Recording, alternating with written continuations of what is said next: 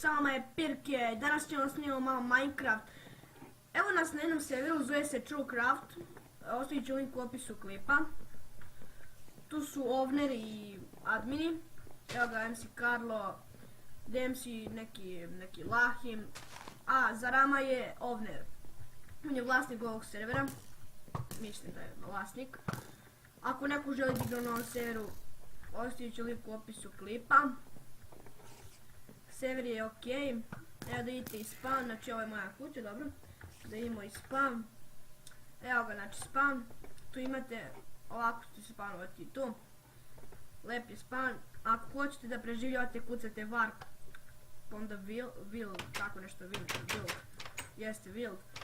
Ovdje imate ove gorde, server je ok, otvoren je možda preko 2 dana. Pa nema za sad dovoljno igrača, mislim nema mnogo igrača, a trebalo bi da ima, jer dobar je server. Pa vas molim da uđete na ovaj server i da igrate na njemu, jer će da uskoro postane najbolji server na svijetu. I to je bilo to, vidimo se u sljedećem klipu. Ćao!